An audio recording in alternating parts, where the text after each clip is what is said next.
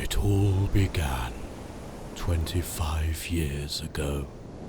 My life was full of happiness, purpose, companionship. My human and I were inseparable. Life was good. And then it arrived. Christmas morning, 1995. The PlayStation. I'd never seen my human so happy. And I had never been so alone. Thanks for the PlayStation, Mum. I don't think I'll ever need another toy ever again. Ever again. Ever again. Ever again. Ever again. Abandoned and betrayed, I was cast into a life of solitude. For years I travelled. I lived everywhere and nowhere, nourished only by the thought that one day I would have the strength to return, to exact revenge. And then, after decades of exile, he found me, Delsin Rodent, wronged by the same buffoon as I, Robert Pearson. I gave Delsin skills, and he gave me renewed purpose, a reason to go on. And after 18 long months, it's led us here. The PlayStation Access Office. Every bit as glamorous as I imagined. Delsin, help me get this window open. Come on, Delsin. Oh, gosh, it's stiff, isn't it? Put your back into it, Delsin. There we go. It's coming. Finally, it is time. After you, my child. Quickly, Delsin, quickly. Shh, quiet. I can hear them. They're filming one of those pointless Tuesday checklist videos. Oh dear. Delsin, listen to me. I need you to scope out the office layout. Remember your training. Do it quickly and do it quietly. Go, my child. Now, then I was like, I'm going to get the platinum in Death Stranding. And I then spent a lot of time making headway. No, Delsin, what do you mean there's too many of them? We've not come all this way for you to back out now. Get a hold of yourself. Luckily, I prepared for this eventuality. A list of inspirational video games. Video games that'll make you feel invincible. Now, where did I put that list? Okay, that is the Tuesday checklist done. Dave, you all right to stick around for a sec and just help me film the Friday feature? Yeah, can do, sure. What's the title? Oh God, I haven't actually thought of anything this week. What's this? Oh, 7 times video games made us feel invincible. Blast. I must have left it on the sofa. Is this yours? No. Oh. Well, it's already written, so you may as well just record this one. Yeah, okay, let's do it. Are you ready? Yeah. Okay. Believe in yourself, Delsin. You can do it. What is this? Right, I'll change the intro because that's a bit weird. Okay. Hello, you've caught me thinking about invincibility. How original. Never heard an opening like that before, have we, Dulcin? No. It feels amazing, doesn't it, when video games are basically like, go on then, have all the chocolates, and give you the power to slaughter your enemies with effortless ease. There's often a point to these sequences. Maybe the game is teasing you with abilities you won't unlock for 50 hours, or showing you firsthand the godlike strength of your arch nemesis. Either way, even though this power is only temporary, it feels fantastic. Here are 7 times video games made you feel invincible. Number 1, Castlevania Symphony of the Night. Look at you go! Alucard, Slayer of Hellspawn, one-shotting massive wolves with embarrassing ease. What strength! What a hero! That's going to be you, Dulcin. I promise. You are Alucard, charging through the access office, laying waste to all before you. And then you meet Death, who, with a devilish twirl of his scythe, takes away all your really good items, so you go from annihilating everything in sight to doing pathetic level 1 punches in midair. Snap out of it, Dulcin. All you have are level 1 punches anyway.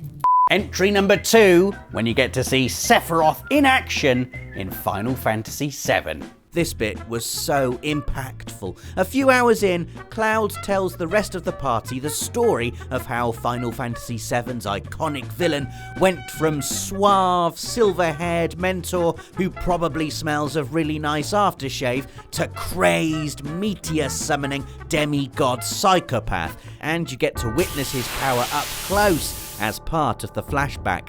Cloud is a fresh-faced level 1 teen who's about as much use in these battles as a power cut, whereas Sephiroth is invincible, has thousands of hit points, and single-handedly carves up massive dragons with a nonchalant swipe of his Masamune blade. He's just mesmeric. You're sort of transfixed by his power at this stage of the game. Sure, by the end of Final Fantasy VII you'll be far stronger than Sephiroth is here, but a few hours in, seeing someone lay 3,000 hit points of smackdown on enemies is unbelievable. A really effective way of letting you know exactly what you're up against. You're in awe of Sephiroth. His power becomes tangible. And, if I'm honest, it kind of made me a bit scared of him. You'll remember that fear soon enough, Robert Pearson. Oh, sorry. Did you hear something just then? No. Okay. Entry 3, the intro of the... Entry 3, the intro of The Force Unleashed. We all knew we were playing as Starkiller in The Force Unleashed, a new secret Sith hidden from the Emperor by Darth Vader. Imagine our happy surprise then when the game boots up and we find ourselves wielding the lightsaber of the main man himself. The music, the mask, the sound of that breath. This is what Star Wars fans had been waiting for. Darth Vader is just so powerful, you can practically smell the fear of your enemies. Especially the trees. That's right, trees. Have some of that. And you, Wookiees, that'll teach you for just standing there waiting for me to kill you. Once your dark side honeymoon period is over, you do have to then play as Starkiller. But having a taste, just for a few minutes, of Darth Vader's near unlimited strength was oh so sweet. Our 4th entry is Breath of Fire 4, where once again you get to play as the bad guy. I think the moral of this story is that bad guys just have way more fun, don't they? The bad guy in question being Faolu, a dragon-transforming demigod who speaks like Shakespeare writes and fights like a dragon-transforming demigod. Just like with Sephiroth, playing as Faolu is both a teaser for the kind of power you can look forward to later on in the game, and also a warning. You can actually lose to Faolu in the final boss battle, and the game just accepts that's the way things ended. That's the kind of power we're talking about here. The kind of power that can snap narrative conventions in half and make it so the bad guys actually win. Yeah. Wait a second. Are we the bad guys?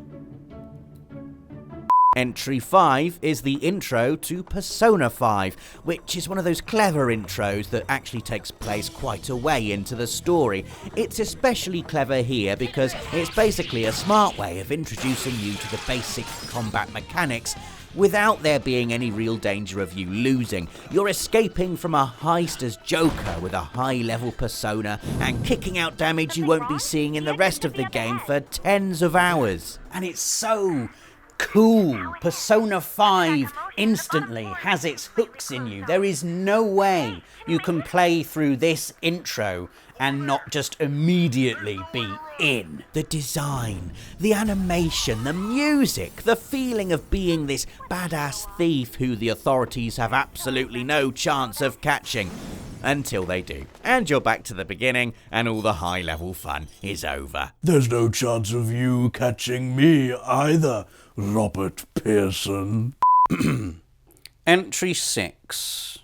This is very simplistic, isn't it, this script? Maybe Nath wrote it. Entry 6 is when you fight Leviathan in Final Fantasy 15. Spoilers for Final Fantasy 15. Major spoilers. You've been warned. So, about halfway through Final Fantasy 15, you'll be in the beautiful water city of Altisia, when all of a sudden, it becomes the not-so-beautiful city of Altisia. What is this? There's an enormous wave that comes and swallows the entire place. The water physics look absolutely amazing.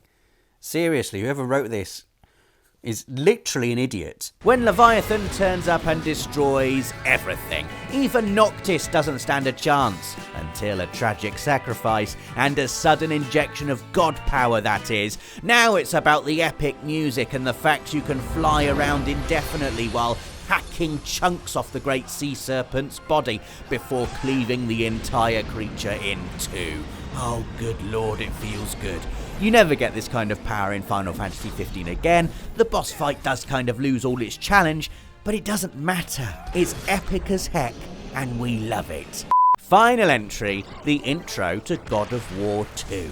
You've got all the power you amassed during the first God of War, and then some. Kratos is a force of nature, tearing through his enemies like a man possessed. Oh, there's so many idioms in this script. My god, it's so lazy. You fight a big statue, and it's amazing, and you'll be over the moon, my god, seriously, until Zeus comes down and ruins all the fun by taking all your god powers away in classic sequel reset style. The Colossus of Rhodes. A big statue, for goodness sake. That was terrible. That was probably the worst Friday feature script I've ever read. I mean, there's not even a sign-off written, so I guess that's it. That's it. Okay, well, I'm going to go downstairs, so I'll see you down there. Okay, alright. Oh, yeah, I'll see you down there in a sec. I've just got to take this flipping microphone off first. Oh, flipping things. Hello, old friend. What's the matter? Cat got your tongue? Oh, it was you who wrote this awful script, wasn't it? Silence! You've ignored us long enough. Look into the faces of those you have betrayed. We're coming for you, Robert Pearson. Your time is up. Prepare your army. The battle begins at dawn!